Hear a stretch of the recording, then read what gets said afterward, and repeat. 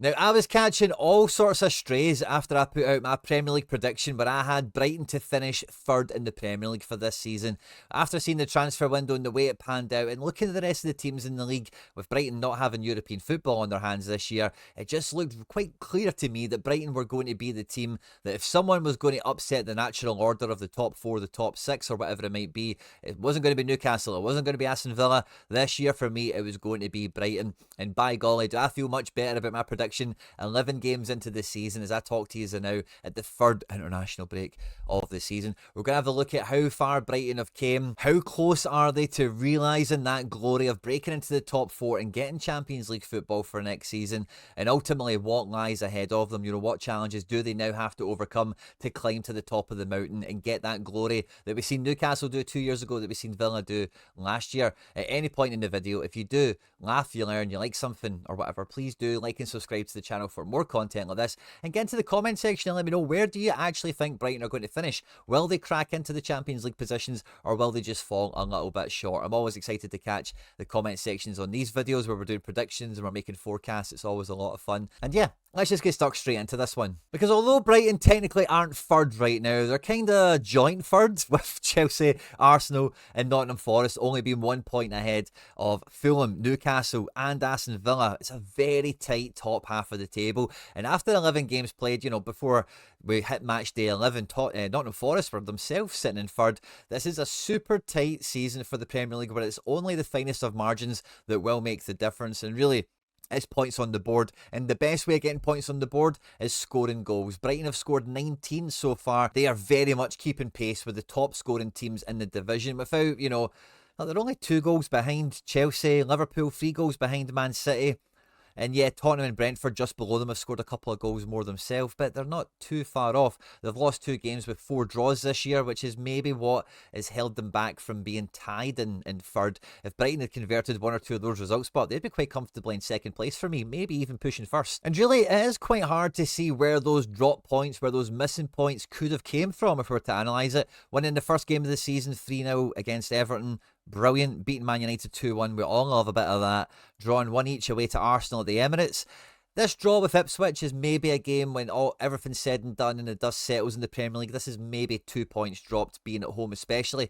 But I think from what we've seen of Ipswich so far, like, there are no mugs or no pushovers. They can give anyone a game, and if you're not totally at the races, then Ipswich are a team you can't sleep on. Drawing 2 each with Nottingham Forest again feels like a game that Brighton fans might have wanted all 3 points from, but seeing how prolific Forest have been this year, to keep them to a draw, again it's at home, so maybe you do expect or want the victory there. And then those 3 draws followed up by the 4-2 loss away to Chelsea. I watched this game, I'm pretty sure it was a Saturday 3 o'clock, so I had it on the old Fire Stick, and this game was wild. I couldn't believe how bad Brighton were in defending. It looked like the Chelsea-Tottenham game from last season, if you remember that, when Tottenham went down to 9 men.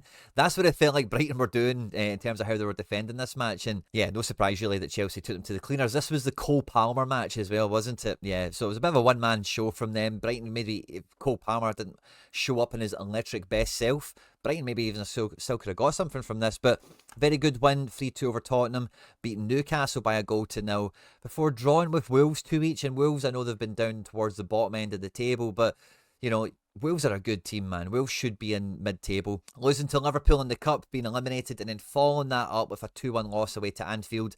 Definitely did feel that if the air was going to come out of the tyres for Brighton, it was then and there, because the game after that, of course, was against Man City. And this is a game that really did put their ambitions firmly on the table for me, because beating Man City, period, is always a great marker of, you know, you're doing a lot better, you're progressing. And really, in the league, you should not be fearing anyone. But if we have a look at the starting 11s that we've had for Brighton here, really what the Man City game shows us is that they're starting to turn the corner and they're actually starting to level up a little bit. Because this midfield engine room here, as we scroll through these matches, you'll see it changes so often. Hinshelwood and Baleba have been the most called upon, of course, throughout. Mats Wiefer has had some minutes here and there. We also have a Yari getting significant playtime as well, who's been quite an impressive player whenever I've seen him, by the way. But that lack of consistency in the engine room is quite un-Brighton, and it's not really something that we see in successful Premier League teams. Generally, teams that do crack into the top echelons of the table have got quite a consistent defensive department, as it were. And typically for Brighton, we always see Pascal Gross in there, obviously onto pastures new. Now this year, with no Football Manager 25 5 coming out. I was pretty disappointed, I must confess. But I found a new Football Manager game for me to get my teeth stuck into and play along throughout this year. It's called Meta Football League MFL. This is not a real Football Manager game where it's for current players and current clubs. It's for you to make your own club. All the players in it are, the way I like to think of them, as like regens from a normal Football Manager game once you've went 5, 6, 10 seasons into the future or whatever. All the competitions and all the leagues you compete in is for cash. You know, there's real money here up for grabs, and all the clubs and all the teams and all the rest of it are traded for real money and everything as well. And for all the players that you own, you actually become their agent, and if you can't use them and you can loan them out to other clubs and they do pretty well, again, you can get money for doing that as well. It's a really fun, immersive game. I've not really played Football Manager properly for a couple of years because I've been super busy, and I was looking forward to it this year, but already this game MFL is the bug has bitten me, and I've been playing it non-stop. If you're interested in playing a Football Manager game like this, there's a link in the description in this video. If you open your account by clicking on that link, you support me and all the content here at the channel, and I thank you in advance if you do so. If you get stuck or if you've got any questions, jump into the comment section and I'll come and sort you out. And be sure to check out the MFL videos that appear on the channel if you're looking for more info and have a wee look at how the game works and what it's all about. And really, it feels like all of Brighton's centre-backs have also had some sort of injury problem this year, whether it be Igor, Van Hecke, Dunk, Webster. They've all had some sort of injury for some period of time, so they've had to actually do quite a bit of problem solving on the fly. And for me, like, one of the big things I wanted to do this video to talk about a little bit is the re-emergence or the second coming of Matt O'Riley after his debut injury after a couple of minutes in the cup or whatever. He is back. He was off the bench to score the game-winning goal against Man City, and really for me, like, you know, the Brighton team is very exciting. You know, the defence is a lot of fun to watch. They've got some exciting individuals in there that can play a few different shapes and can cause some different problems offensively as well as defensively. And I think the likes of Adringa, Gruda, Mitoma, Kadioglu, who's featured mainly at fullback but has been playing a bit more midfield.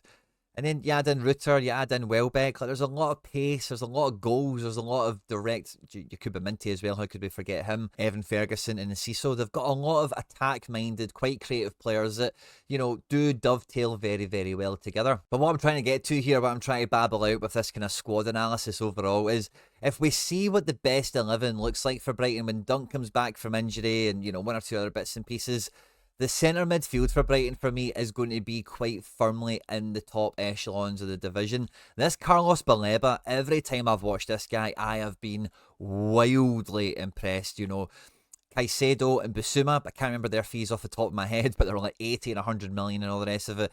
This guy is every bit the player those two are, maybe even a little bit more complete, because one of the things that I've seen from this Baleba being really effective at is progressing the play, is getting it in these areas here, picking the ball up in a tight space, maybe shoulder to shoulder with a few guys, but he can just pirouette, he can get out of space, out of trouble, and he's really good with passing and finding other teammates. And when you've got a guy like a Caicedo, like a Bissouma type player that Baleba is, that has that energy, that wins a lot of his duels, is very diligent in defence, you know, where he's really, you know, plays above his years. He's got a really good maturity in this position here, alongside a Matt O'Riley, who, now that you've seen him maybe in the flesh a little bit better against the Man City, he is that type of Rodri player, but he's a big guy. He likes to be in the middle of the pitch. He does like to get into the box. He knows he's got an eye for a pass. He's got a nose for goal, all that kind of stuff. He'll also take some set pieces like your man Pascal Gross did. And really, if O'Riley is fit and firing, this international break probably comes at the best time possible to just help him get further up to speed. And really, when I look at the defence, the wingers, the wide players, the attack options that Brighton have, on top of having a base midfield of Baleba and Matt O'Riley, there's going to be so many clubs that really struggle to get those goals scored against Brighton versus how they were doing earlier this year. And it also really enhances their goal scoring potential for me, where I think we could see Brighton really kick on in this next leg of the season and start to score way more goals on a regular basis, really make those headlines and very quickly propel themselves into third, maybe even second position. After we come out of this international break, Bournemouth are no pushover. This will be a tough game, don't get me wrong. Southampton's a bit of a derby for you guys, which I get. But Bournemouth, Southampton, Fulham, Leicester, Palace, West Ham, Brentford, all the way up to that Villa game on the 30th of December. That's 7 games where Brighton, if you were to tell me right now Brighton win them all by a couple of goals, a couple of clean sheets in there, I wouldn't be surprised one bit. I would not argue with you for a second.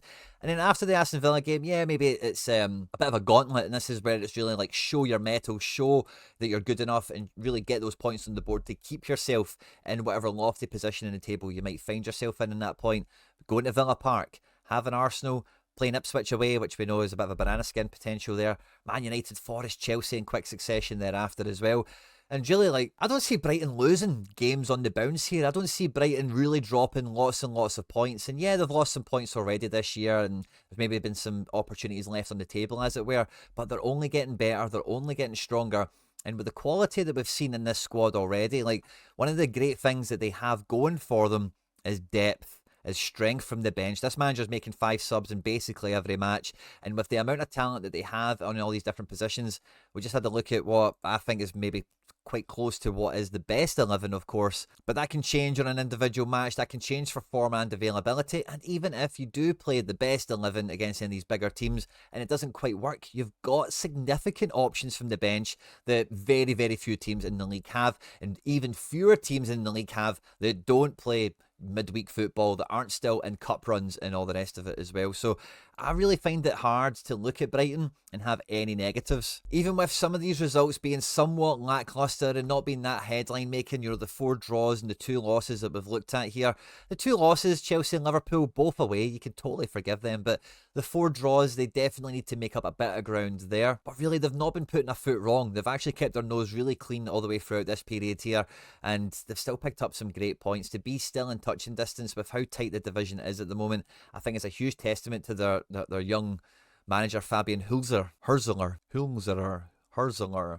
Fabian, let's just call him Fabian, gives Brighton fans and me, watching them from afar, a lot of reasons to be excited that they could have an historic season. This could be Brighton's highest ever finish in the Premier League, which I think is firmly on the cards now, as long as they keep going the way they're going. Don't lose any players in the January transfer window. Try and maybe even reinforce your squad if possible, and then cross your fingers and toes that there's no big injury crisis or anything like that. And really, like I said in the intro, it was Newcastle 2 years ago, it was Villa last year, and for me this year, it is going to be Brighton. I think after 11 games, I've seen enough to believe that my post-transfer window prediction that I did for the league was pretty much on the money. Now, I did have Liverpool in 4th, which is probably going to be the wrong way around by Arsenal, or maybe even Chelsea for that matter. But otherwise, things are looking good. Things are on the up for Brighton. And after we came out of this international window, for me, they are the team to watch. I hope you've enjoyed this one, guys. Let me know your thoughts and feelings down below about how high Brighton can fly. How high will they climb throughout this campaign? Always excited to catch the comment section on this one, of course.